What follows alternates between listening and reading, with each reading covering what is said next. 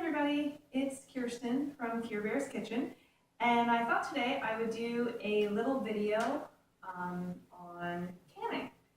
Food storage is becoming very popular, and canning is a way that you can do that at home for relatively cheap if you live in an area where there's a lot of agriculture. So I thought that I would put out all of my canning supplies and go over what everything is. So first, we're going to start with this big boy.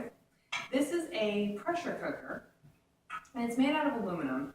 And this is the type of canner that you would use if you were doing a low acid food. So an example of low acid would be if you were doing vegetables like carrots or green beans, or if you were canning any meat.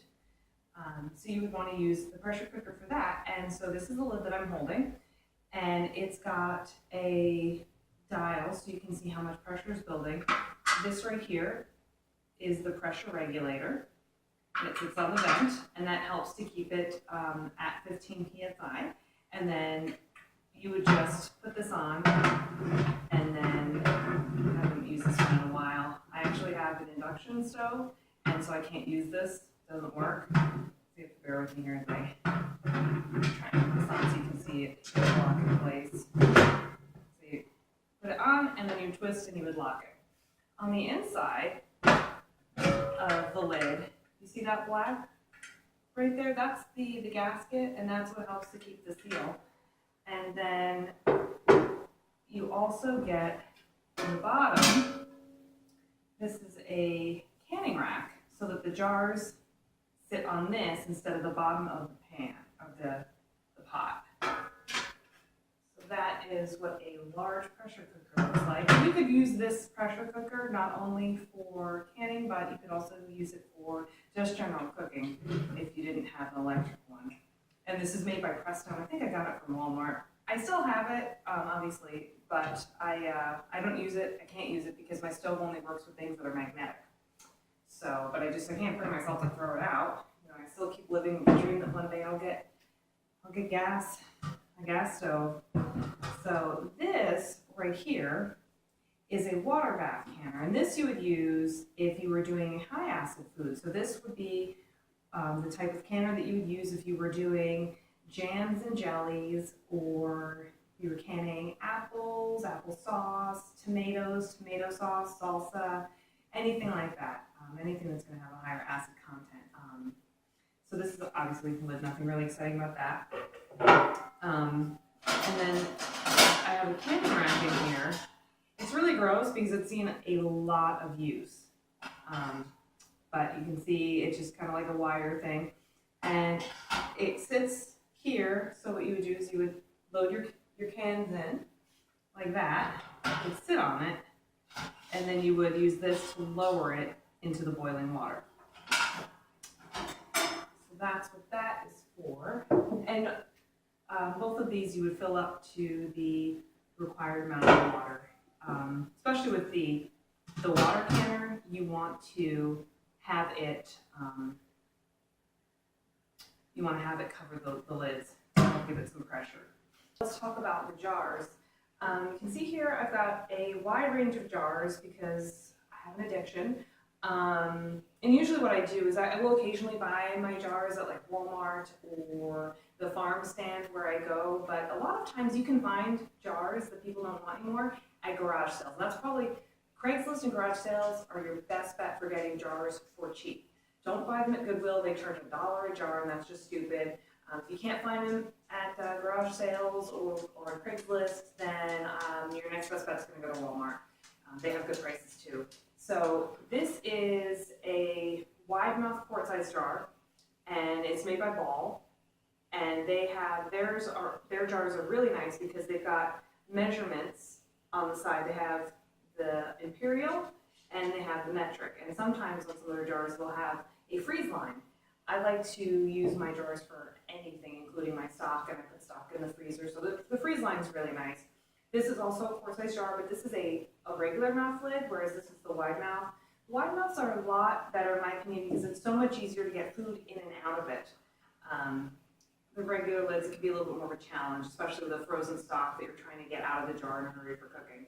This is a wide mouth quart, or pint-sized jar, sorry. And same thing, this has got the measurements on either side. This actually right here has got a freezing line, which is really nice. This is a regular mouth pint-sized jar from Kerr. Now Kerr is another competitor for Ball, and they do wide mouth and regular mouth lids. I mean, they're glass jars. They all work. The only difference is Kerr actually doesn't have any lines for measurement. So they're really good for use for canning tomatoes or canning applesauce where you don't need the measurement. But if you're going to be freezing stock or soups or something and you want a precise measurement, Ball jars are going to be a little bit better for that. And then here I've got, these are 1 cups from Ball. They have regular ones with just lines. Then you've got the quilted ones, which are always really pretty when you're doing jams. I think these are also pint size from Ball. I love these because they just look really neat. I like to use these when I do yogurt. This is another pretty decorative jar that's probably about 1 cup. And then this is a 1/2 cup quilted. And these are really nice if you want to do small portions. In the past, I've put small portions of applesauce in there because it's the perfect size to send in a lunchbox. And then I've got an example of a plastic lid, which you can use for storage in the refrigerator or in your pantry or in the freezer. You can buy the Ball brand. Walmart also sells a generic version. When you're canning, you need to use the lid. This is the actual lid. It's got a rubber seal around the edge. And so what you do is you put this on top of the jar, and then you take the band, that's what they call this, and then you would twist it like that. And if you only have these bands and lids, you can use this for storage too. But when you're canning, you don't ever want to reuse the lid. You always want to have a fresh rubber seal. Now, over here, I've got a couple of tools. And Ball sells kits with the water canner, the jar rack, and then this is a lid lifter. You've got a magnetic piece on the bottom there. So, this chair. So you go like this, and you pick it up from the hot water to make sure it's sterile. That's what that's for. This is a jar lifter. Works for just about any size. So you would lift it like that out of the hot water. You don't want to burn yourself. And then, so this tool here, this is to help you determine what the headspace is when you're canning something.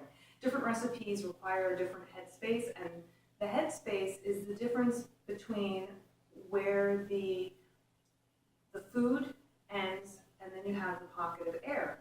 Because you don't want to fill up the jar completely to the top with, say, applesauce and then put your lid on it. It's not going to can. You need to leave a certain amount of space in between so that the canning process can create the vacuum seal, and that's what the headspace is. And so with this tool, it's got 1 inch, 3/4 inch, 1/2 inch, and 1/4 inch, and so you would just rest it on the side like that. Works on any of them, like that, and that would be how you would tell if you have the correct headspace or not. And then what you do with the other side of the tool is you would flip it down and you would run it along the sides to remove air bubbles. So if you're doing canned tomatoes or pickles or something like that, you need to remove the air bubbles. And so you just run it alongside and make sure all the bubbles have popped out. And that's what this tool does. And then this is the Ball Blue Book for canning. This is a fabulous resource. It's got tons and tons of recipes on how to can different things.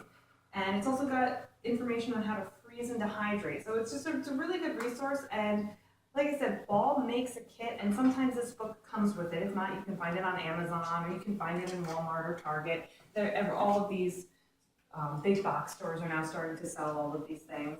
So this is all the equipment that you use in canning, and thanks for watching. I'm going to be doing a video on showing you how I make applesauce. So look out for that if you want to see the canning process in action. Thanks so much, and have a great day.